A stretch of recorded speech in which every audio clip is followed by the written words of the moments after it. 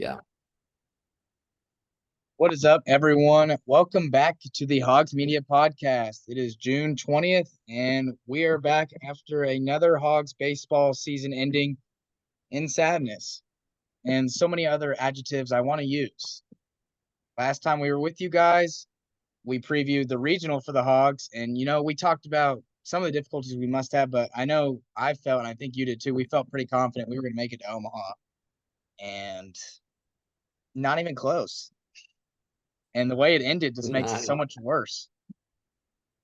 Yeah.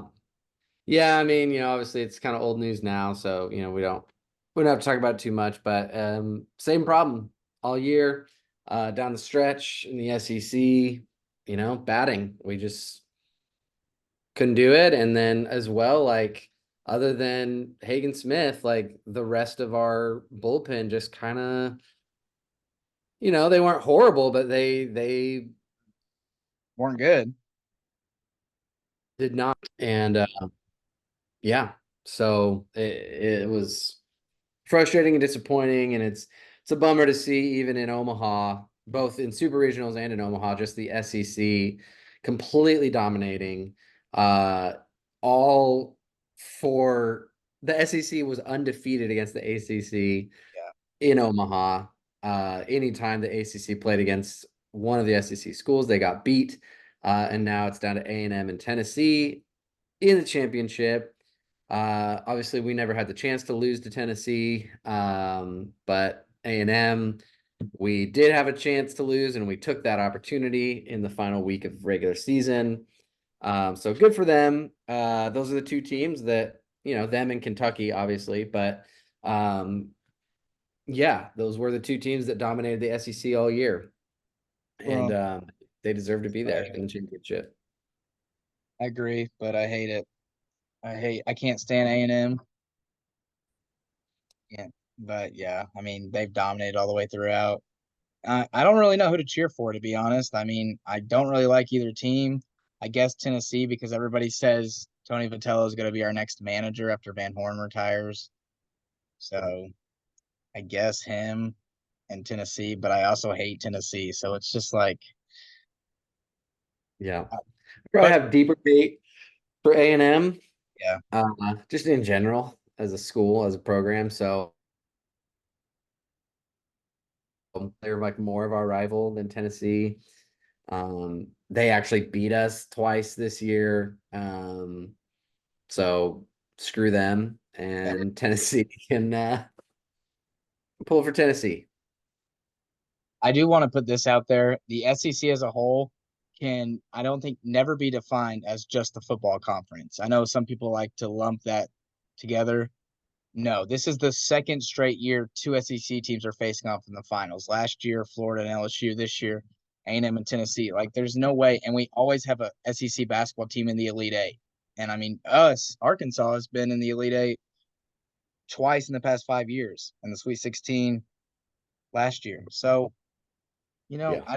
I don't like that message, and I Well, think it's the reason that kind of became the the narrative, I guess, yeah, is other schools or other conferences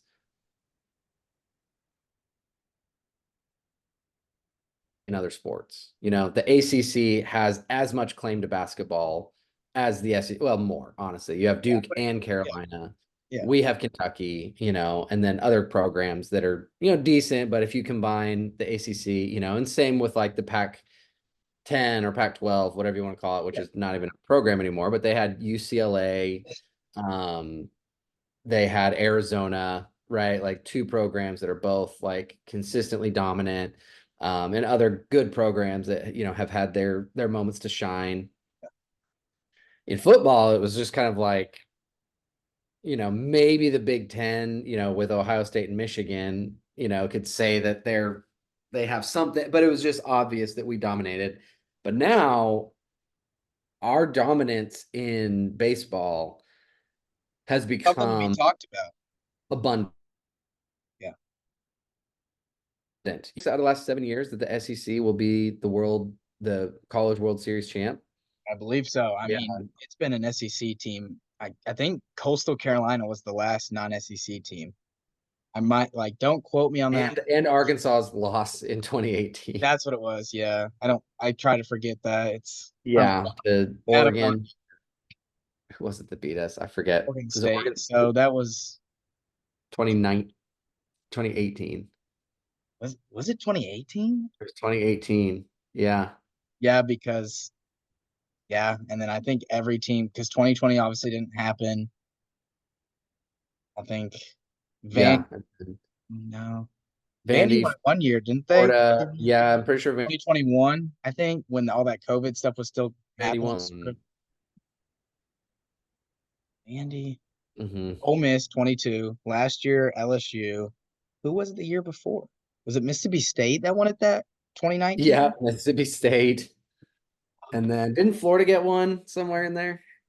I feel like, yeah, Florida. See, that's the thing. I don't know if we lost before and then Florida won the year after because I know Florida won one somewhere in there. Or I don't know if that was before our debacle or I can't All right, remember. here we go. Last few years, LSU, Ole Miss, Mississippi State, COVID, Vanderbilt, Oregon State over Arkansas, Florida, There it and then is. Coastal Carolina. So, Oh my gosh. Oh, that makes me so mad that we lost. dude, I was looking back at the history from 19 like basically like 1950, we'll say like 1950 to like 1990. USC and Texas both like and Arizona State won like every single year. That's Like insane. going back to 1958, we have USC, Oklahoma State, Minnesota, USC, Michigan, USC, Minnesota, Arizona State, Ohio State, Arizona State, USC, Arizona State, USC, USC, USC, USC, USC, Texas, Arizona, Arizona State, USC, Arizona State again, Texas again, Fullerton, Miami, Arizona. So anyway, and now we're at like the late 80s, where it starts to even out a little bit more, then LSU starts winning a You don't have bunch. repeats But anymore. even yeah, we're not getting the repeats anymore. But I think that's why, again, so all of that brings us all the way up until 2013. Up until 2013, the last, Yeah. in 10, 11, 12, and 13, you had South Carolina, USC, Arizona, UCLA. So you had three Pac-10 winners in a row. And then in 2017 is where it like all shifted, right? You had Vandy, Virginia, Coastal Carolina, and then I think now that it's been 7, 8 years of just SEC dominance, people are finally starting to say, well, like, okay, I guess the SEC is a baseball conference as well. I mean, I would easily say we're the best conference, not just because of our two championship teams, but you look at the rankings throughout the year. I mean, the top 10 alone had us, A&M, Tennessee, Kentucky, LSU was top ranked at the beginning of the year. Florida was always ranked at the beginning of the year. That's the Yeah. crazy part is Florida was mediocre this year in the regular season, barely finished above 500, and they made it to Omaha. And I got eliminated yesterday. Yeah. They were in the final Yeah. four. Yeah, they were. I was a little annoyed and surprised that they actually like made it into the tournament Yeah. just because their record was very mediocre It was like and 36 and 35 or something like yeah, something around there. really bad. I mean, like, and like they didn't in the SEC tournament, it's not like they, They didn't did win. a ton either. Um, but the voters, man, at one point, this was probably like midway through the season, Florida was still ranked in the top 20 after having something like 15 losses. And then like the next worst team in the top 25, I think had like 8 or 7 losses at that time. So they had like twice as many losses and were still ranked like 17 or 18 after like week or something. Everyone was like, "What are you doing? Like why?" And it's like, "Well, I don't know." But they figured it out. They figured out when it mattered, and Arkansas did the opposite. Arkansas crushed the first 7, 8 weeks and then just fell apart. It always happens. We dominate the regular season and we kind of use the same formula, really good pitching and like enough hitting to get us by. And then when like teams lock in and like we face really good pitching, just our pitchers can't live up to what they did all season. Like they just get tired and we can't ever make it up. Yep.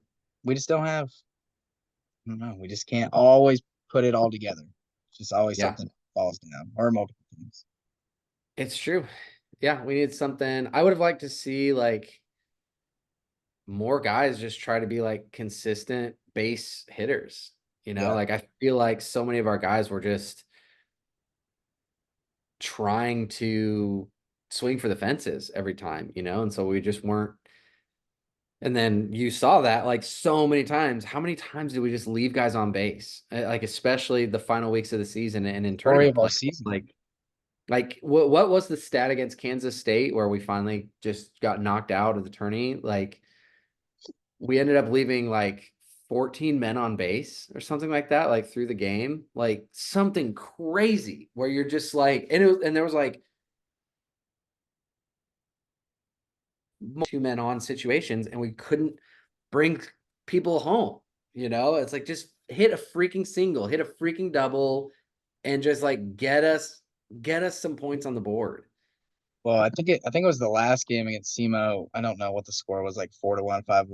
And we had bases loaded, no outs. And like I had turned the game off out of rage, but I was keeping up with it because you just can't put it down. And I was like, okay, if we can get maybe 2 runs here, maybe we can put something together, maybe one last run. And then I don't look at it for like 10, 15 minutes. I'm like, I can't. And I come back and we didn't score any. I was like, how do you not score any? And that was the story of like our season is like the problem wasn't lack of opportunity to score.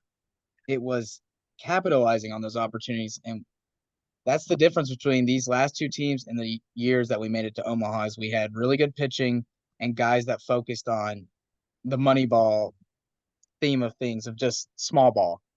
Hitting Yeah. singles, like you said, just hit a single, sack fly, anything. Just no. Yeah. But we've been getting transfers. We've been getting some We've been good getting ones. transfers. Let's talk about some of them. Yeah. Um, Do you have it pulled up? I am getting it pulled up. So, um, I know we got a Loy's little brother. I do know that. yeah. He's supposed to So, be good. man, where's just the like list? We got a guy yesterday. I'm trying to remember where he's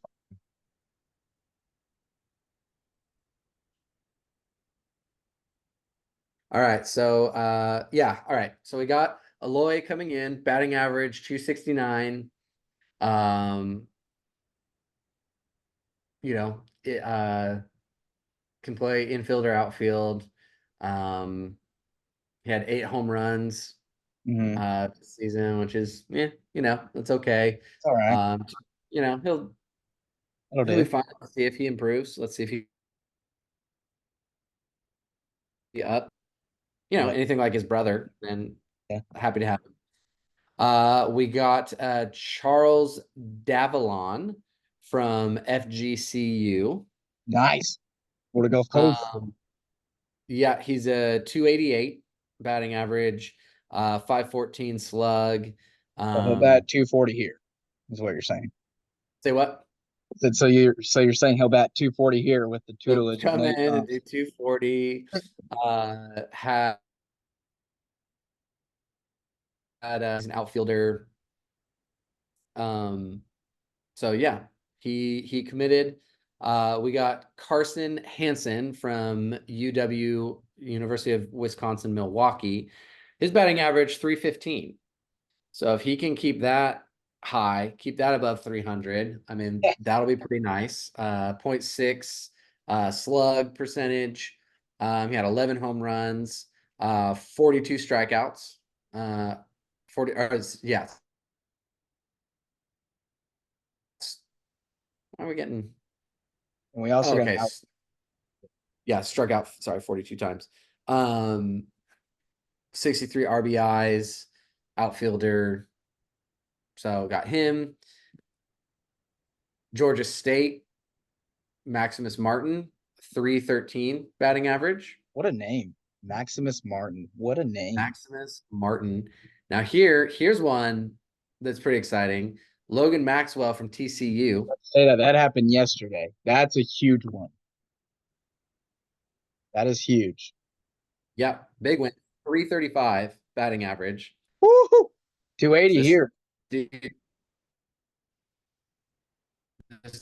gets out of just like get on base. He only had 3 home runs, but Wow. had a 335 average. Um, so he only struck out 23 times, 25 RBIs. So this is that guy that can be that like cleanup guy, the fourth batter in the rotation, Oh, yeah. fourth or fifth, and you can just count on him to just we need get us points on the board. Obviously, we saw what TCU did to us, not this year, but last year. Um, and they just put up, I mean, insane hitting numbers. So if he has been training under that hitting coach and learning, and obviously has a great batting average, and that's exciting. That's something we need. And glad to have him brought in. Yeah. I think they're all solid additions. We have a lot to replace. A lot of guys left. Yeah. Now all of our JUCO transfers, their Woo! batting averages are insane, but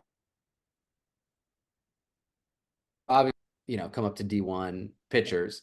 Um, but infielder Brent Iredale from New Mexico Junior College, 441 batting average. Colton Reynolds from Crowder He's from College. Huntsville. Yeah, 369 batting average. Trenton Rowan, 403. Carson Schrack, 348. And Justin Thomas, a 393. So all of our JUCO guys coming in with like 400 batting averages, basically on average.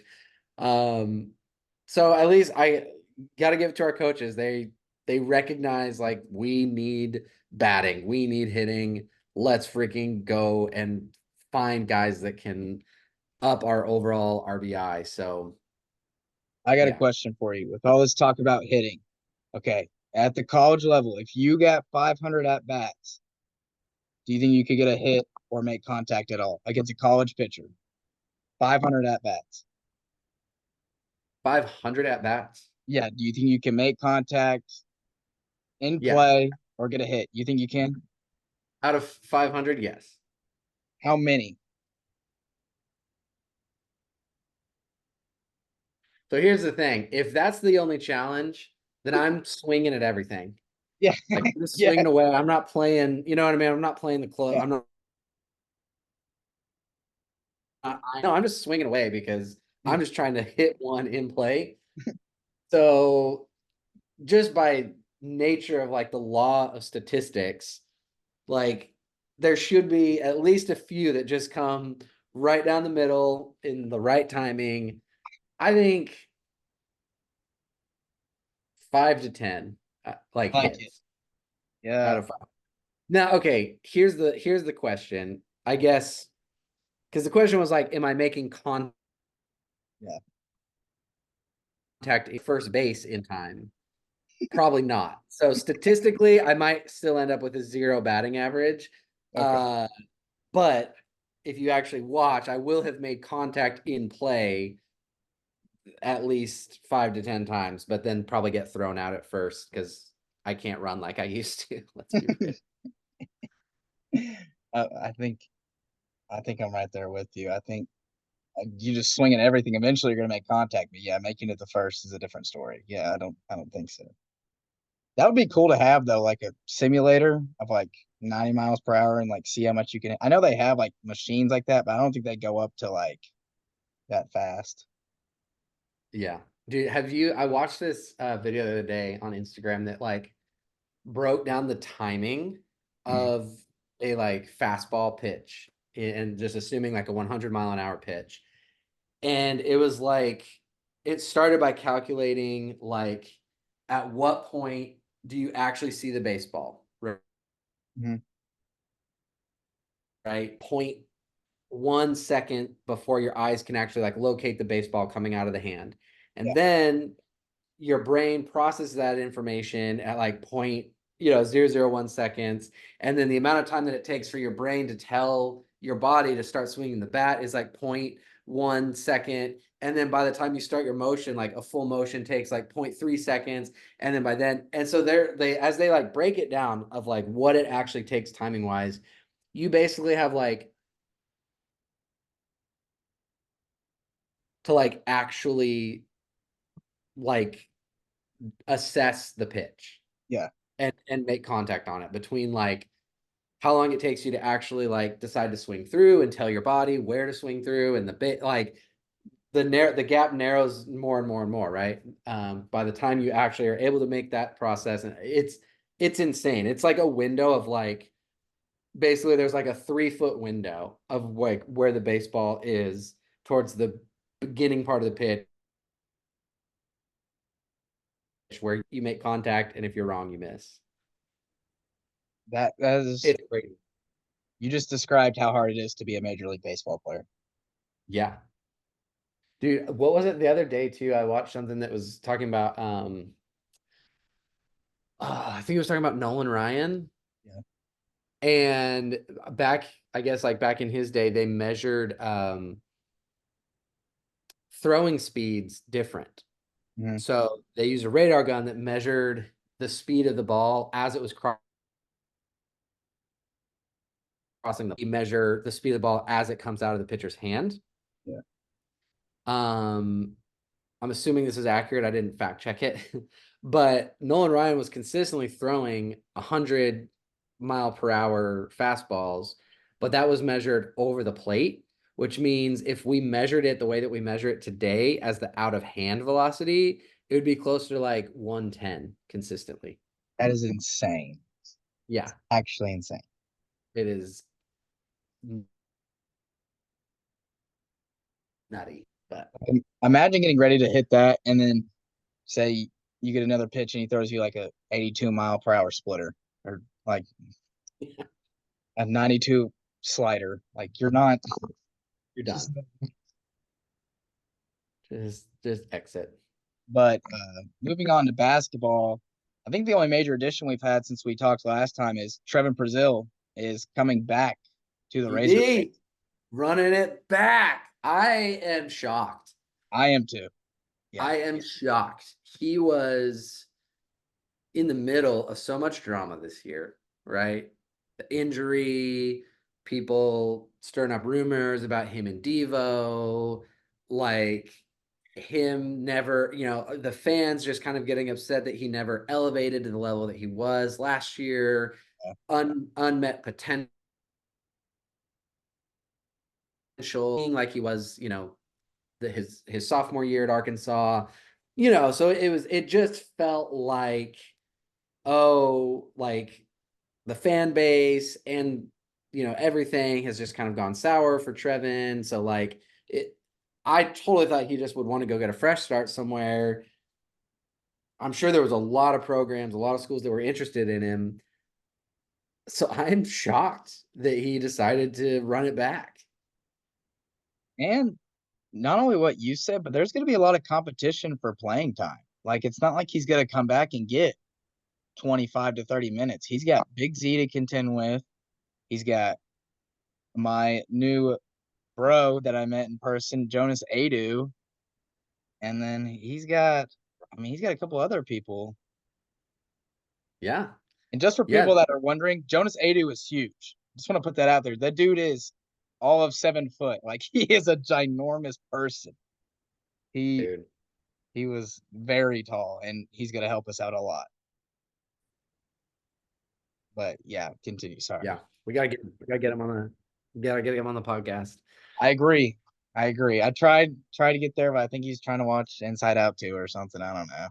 Ah, which great movie. I saw it, by the way. Is it good? I haven't seen it yet.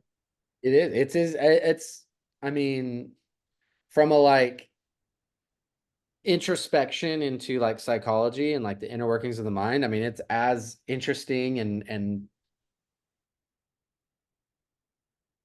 like, so it deals with some like new topics and concepts like beliefs and stuff, which is really cool. Yeah. Um, yeah, I encourage you to watch it. People who watch it to watch it with like kind of that lens of like, oh, how am I doing this in my own life? How am Yeah. I taking, memories and thoughts and ideas and allowing it to change what I think about myself or the people around me or the world and you can start finding healing if you really dig into that stuff. That's awesome. Anyway, Yeah. that got deep for a second. Uh Back to basketball. Trevin. Okay, so we talked a couple weeks ago and we said it would be awesome to get Yeah. just a wing forward kind of bruiser type guy. We're looking at Coleman Hawkins. At one point, Jordan Burke from Kentucky. We wanted him. Norshad Omir. He was Yeah. kind of that Trey Wade type, maybe like a Stanley Mude type, but like maybe a little bit bigger. Trevon Brazile is not quite that, but I still like it. Like I still like him as an addition on the team. I think Calipari will use him differently than Muss did, and I think it'll work to Brazil's advantage. Mhm. I think that's something that Calipari, as I was thinking about it, I think Calipari is good. So let's figure out an offense that allows this player to play the way that's best for them. I think what Muss is really good at is saying, here's how the offense and the defensive scheme works. So we need players to figure out how to work in our system. Mhm. And when you have the right players, and the right, system players, which is more obviously like the NBA Yeah. style, right? It's because Coach Muss is from the NBA. So it's more about, hey, here's our system, and we need to just put the right role players, the Muss system super well. So there was a lot of times where, yes, Brazil was playing the four, but it was almost like Musselman wanted him to play more of like a stretch five, or like a 4/5. Which he's not, right? He's not super tough. He's not super physical. Um, I think what Calipari will make him look more like is more like a 4/3. Mhm. So I think he'll actually, I think he'll run some plays for him to get uh, a few more like jump shots off, some backdoor cuts. Um, so create opportunities for him to be able to get open without having to dribble, but also without having to just go and like fight for position, something like that. So I think I could see Calipari figuring out a way to use Brazil in a way that we haven't really seen. Really interesting. And yeah, I think it could complement well if like you really have like a true five down there with like Adu. It might allow Brazil, like I said, to play a little bit more of the wing, maybe, or a little bit more of the like slasher role, that we didn't see him do a ton of. Like, obviously, we know he can do it, but in Muss's system, Brazil just wasn't finding opportunities to really be much of a slasher and cutter. When we had Anthony, a bit more of that, and obviously the highlight reel, the alley oop dunks. And there's a few moments with Keon Menafield running the point where we like kind of saw Brazil kind of step into that. Yeah. Um, but again, that wasn't like the system from us. And so those opportunities, Brazil just kind of had to take them when they came instead of those opportunities being created for him through the play calling and the system and everything. So those are my thoughts on Brazil coming back. I do wish that we had a you know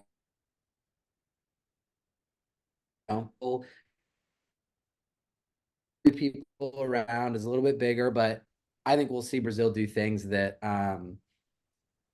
that'll be interesting this year.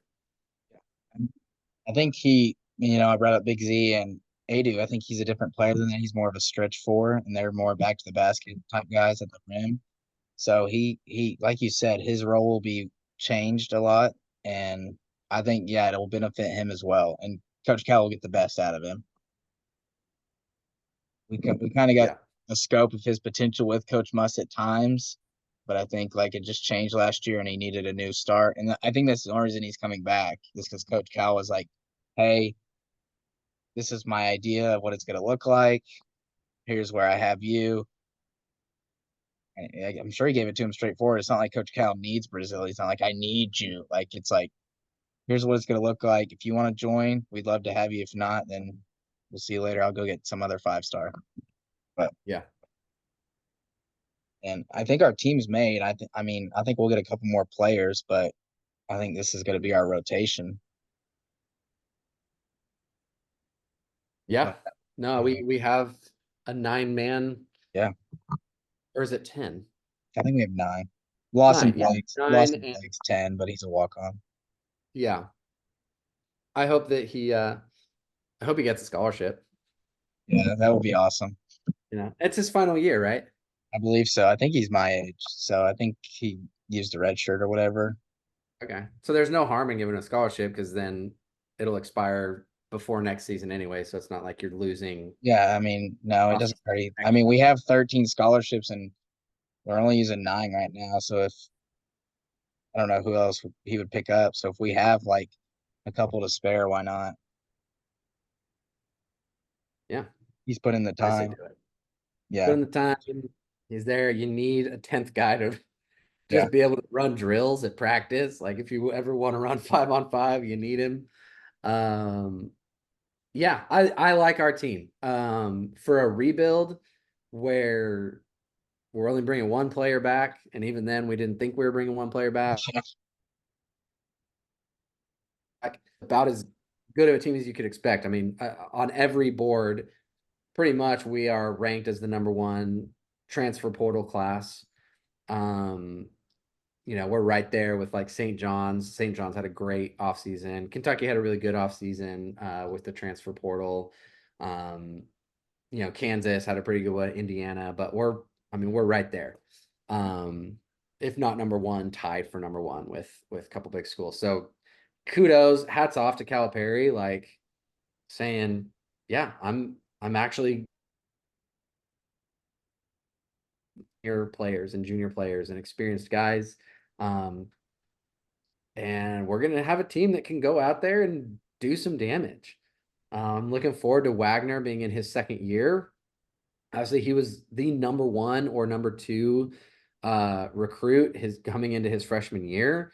Mhm. We didn't see him live up to that potential, but like it's there. You know what I mean? Like you don't be the number one high school recruit and not have the ability to be at least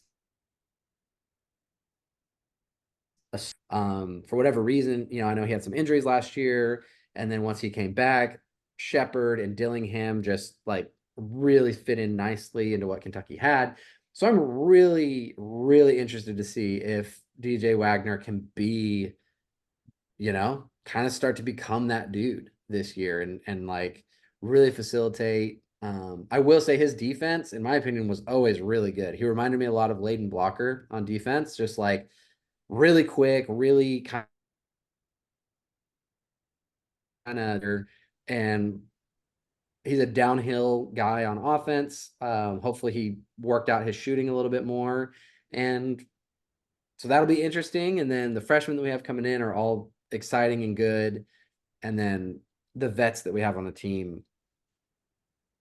Come on, Adu, Jonell, even Trevon Brazile with them, Big Z. I'm excited. I think this is the best roster we've had.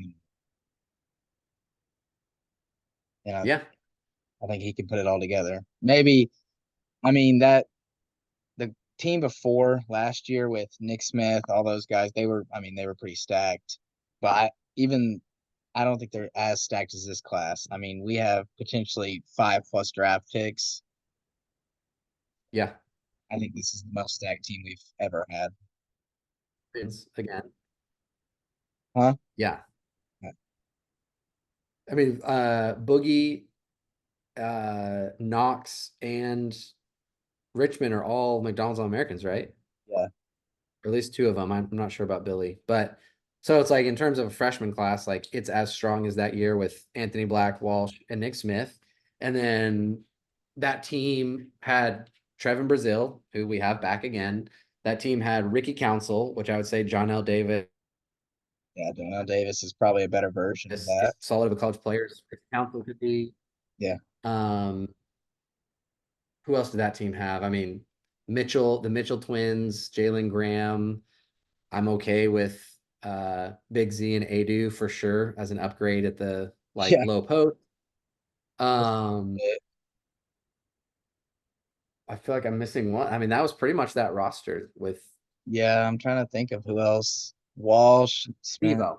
Devo was the only other Evo, like yeah. main contributor,